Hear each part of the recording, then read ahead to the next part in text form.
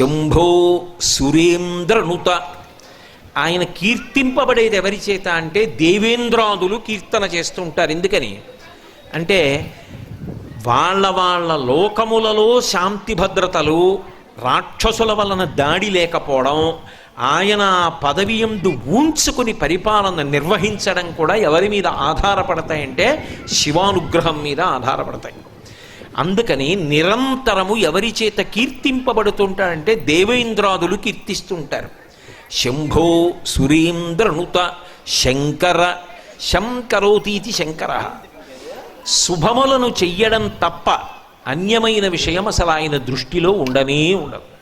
ఎప్పుడు ఏది చేసినా లోకమునకు శుభమొక్కటే చేసేవాడు ఎవరుంటాడో ఆయనని మాత్రమే శంకర అని పిలుస్తారు.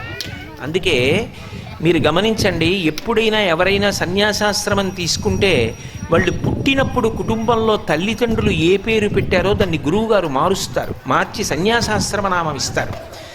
మీరు లబ్ధప్రతిష్ఠులై సన్యాసాశ్రమ స్వీకారం చేసిన ఎవరి పేరైనా చూడండి మారింది. ఒక్క శంకరాచార్యుల వారి పేరు మాత్రం గోవింద భగవత్పాదులు మార్చలేదు. ఎందుకు మార్చలేదో తెలుసా? కైలాస శంకరుడు కాలడి శంకరుడిగా వచ్చాడు. శంకర మహోపకారం చేయడానికి వచ్చినటువంటి వ్యక్తి. ఆ పేరు మార్చడం నా వల్ల ఏ పని